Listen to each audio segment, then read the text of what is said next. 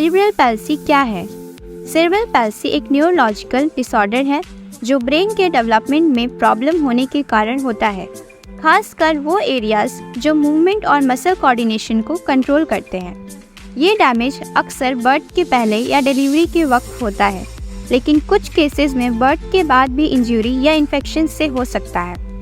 Symptoms हर बच्चे में अलग होते हैं डिपेंडिंग ऑन ब्रेन डैमेज की सीवियरिटी और लोकेशन। सीपी में main symptoms muscle control, coordination और बैलेंस की प्रॉब्लम शामिल होती है। Types of cerebral palsy. First, spastic cerebral palsy. इस टाइप में मसल्स टाइट और स्टिफ हो जाते हैं, जिससे मूवमेंट्स रेस्ट्रिक्टेड हो जाती हैं। ये सबसे कॉमन टाइप है जो लगभग 80% सीपी केसेस में होता है। Jerky movements, difficulty in walking and poor posture इसकी मेन कैरेक्टरिस्टिक्स हैं। डिस्काइनेटिक सेरिब्रल पैल्सी। इस टाइप में इनवॉलेंटरी मूवमेंट्स होते हैं जैसे ट्विस्टिंग, रिपीटेटिव मूवमेंट्स या जर्किंग। ये मूवमेंट्स स्लो या रैपिड हो सकते हैं और कभी-कभी फेस और टंग को भी अफेक्ट करते हैं। डिफिकल्टी इन सिटिंग और walking, random movements in limbs and face are the characteristics. Ataxic cerebral palsy. इस टाइप में कोऑर्डिनेशन और बैलेंस में परेशानी होती है जो फाइन मोटर स्किल्स को अफेक्ट करता है। बच्चे को लिखने, बटन बांधने या बैलेंस मेंटेन करने में प्रॉब्लम होती है। Unsteady walking, tremors, poor high hand coordination ये सारे कैरेक्टरिस्टिक्स हैं। Mixed cerebral palsy.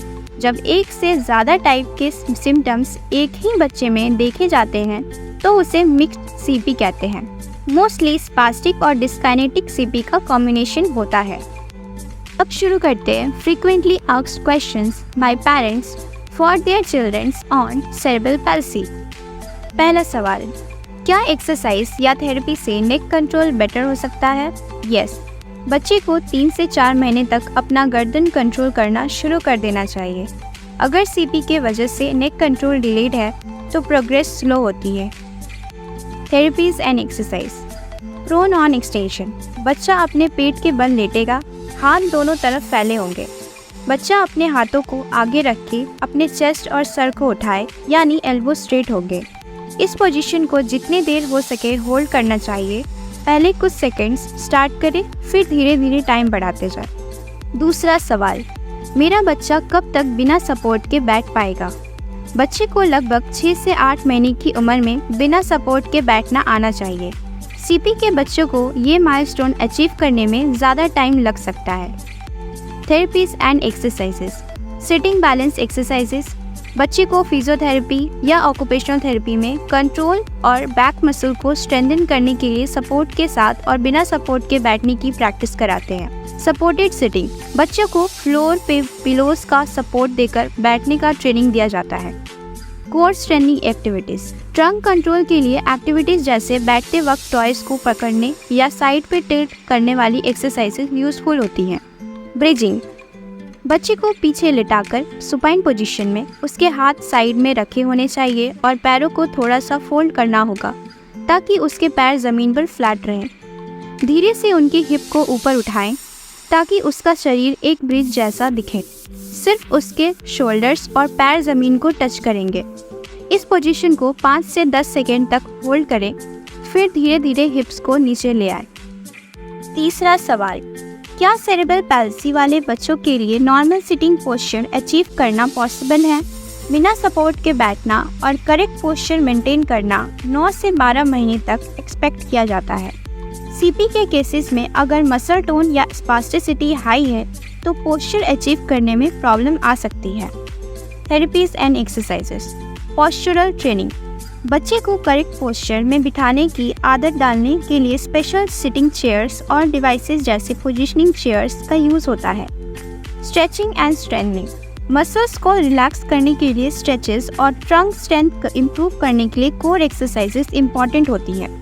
Occupational therapist ये पोस्चर को सपोर्ट करने वाले मसल्स को डेवलप करने और फंक्शनल सिटिंग पोस्चर अचीव करने में मदद करते हैं। आप इनको ब्रिजिंग भी करा सकते हैं और नीलिंग एंड हाफ नीलिंग भी। नीलिंग के लिए बच्चे को दोनों घुटनों पर बैठने में हेल्प करो। आप उन्हें अपनी बॉडी के अगेंस्ट या किसी सॉफ्ट कुशन के सपोर्ट के साथ बिठा सकते हो ताकि वो बैलेंस कर सके। चौथा सवाल, स्टैंडिंग के लिए मेरे बच्चे को कौन सा सपोर्ट या इक्विपमेंट चाहिए होगा? स्टैंडिंग का माइलस्टोन्स लगभग 9 से 12 महीने तक अचीव हो जाता है। सीपी के बच्चों को मसल वीकनेस या टाइटिस के कारण स्टैंडिंग में ज़्यादा हेल्प की ज़रूरत हो सकती है।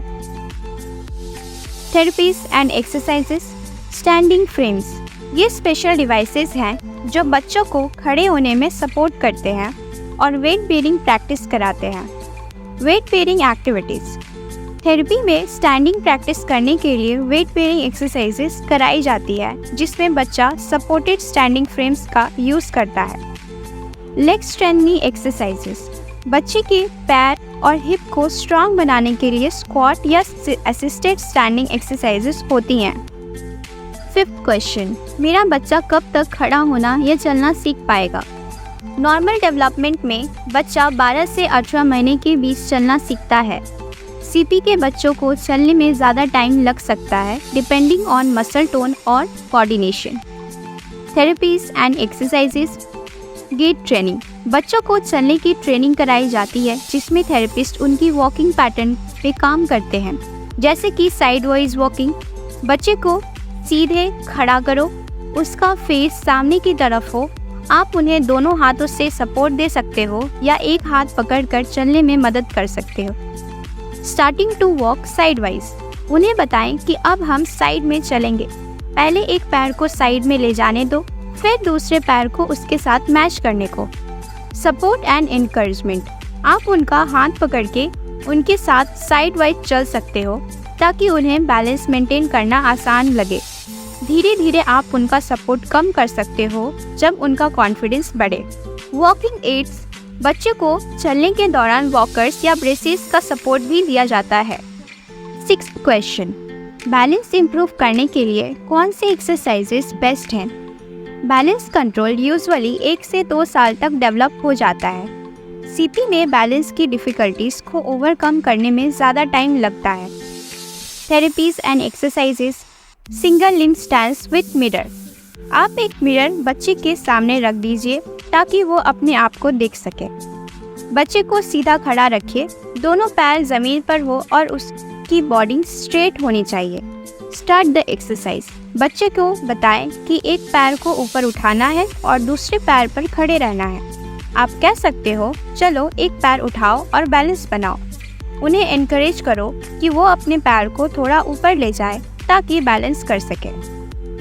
शुरू में आप अगर ज़रूरत हो तो बच्चे को हाथ से जेंटली पकड़ के रखें। उन्हें एक वॉल के पास खड़ा करवा सकते हैं फॉर एक्स्ट्रा सपोर्ट। जब उनका कॉन्फिडेंस और बैलेंस इम्प्रूव हो जाए तो आप सपोर्ट धीरे धीरे कम कर सकते हो। देन स्विच लेग्स, पहले एक पैर पर बैलेंस करवाएं, फिर दूसरे पैर पर। Thanks for watching. I hope आपको इस वीडियो से सेरेब्रल पैल्सी के बारे में ज़्यादा समझ आया हो। अगर वीडियो पसंद आई तो लाइक, शेयर और सब्सक्राइब करना ना भूलें। कोई भी सवाल या टॉपिक हो जो आप चाहते हैं कि मैं कवर करूं, तो नीचे कमेंट करें। मिलते हैं नेक्स्ट वीडियो में। Thank you.